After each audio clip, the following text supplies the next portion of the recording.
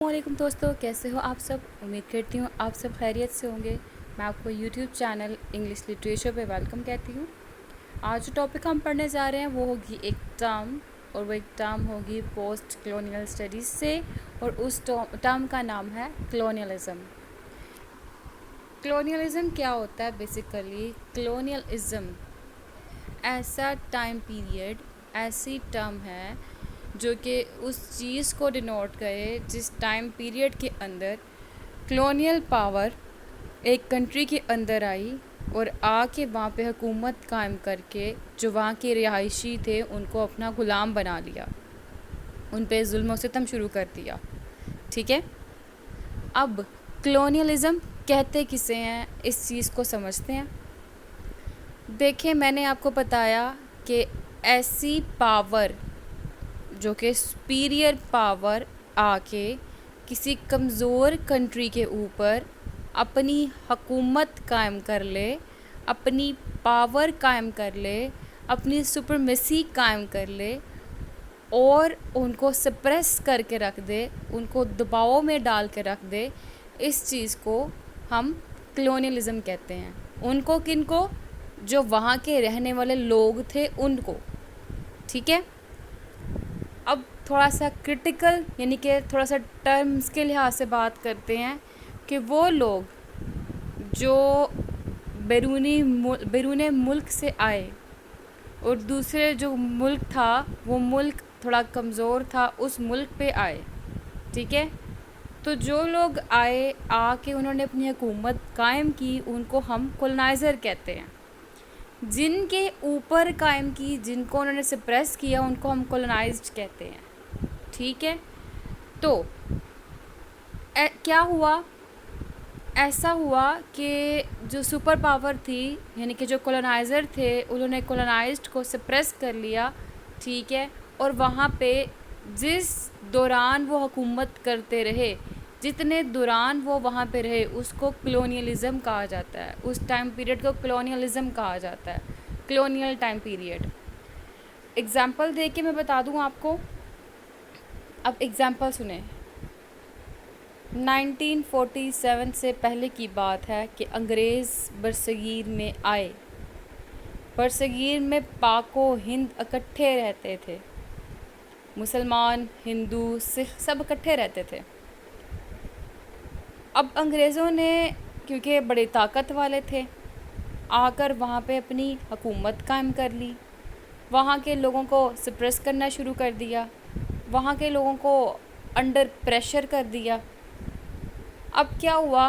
वो जो अंग्रेज़ आए उन्होंने हुकूमत कायम की, तो जो अंग्रेज़ हैं अब वहाँ पे क्या हो गए? अंग्रेज़ कॉलोनाइज़र हो गए। और जिनके ऊपर की, बरसगीर वालों के ऊपर की ना, तो वो क्या हो गए? वो कॉलोनाइज्ड हो गए।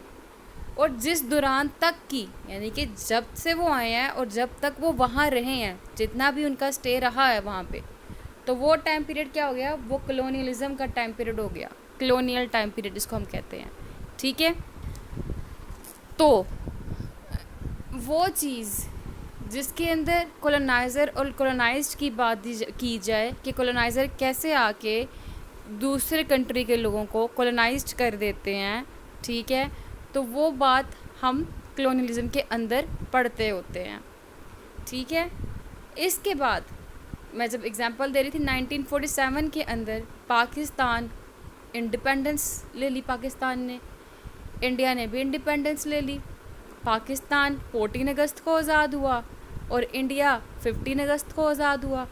तो वो जो 14 अगस्त 1947 और 15 अगस्त 1947 का टाइम पीरियड था, ये दोनों टाइम पीरियड पाकिस्तान के लिए और इंडिया के लिए post colonial time period count होंगे। क्यों पोस्ट होता है? बाद, कॉलोनियल कॉलोनियलिज़म के बाद।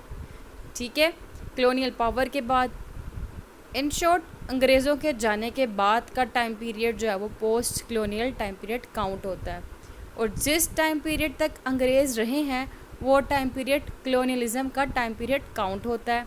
ठीक है, ये जो टर्म कॉलोनियलिज़म है ना, ये बहुत ही इम्पोर्टेंट है ये डिफ़ाइन करने के लिए कि किस तरह से यूरोप ने 400 ईयर्स बिफोर, यानी कि लास्ट 400 ईयर्स किस तरह से उन्होंने कल्चरल एक्सप्लॉयटेशन की थी, किस तरह से उन्होंने एक्सप्लॉयट किया था सोसाइटीज़ को, कल्चर्स को।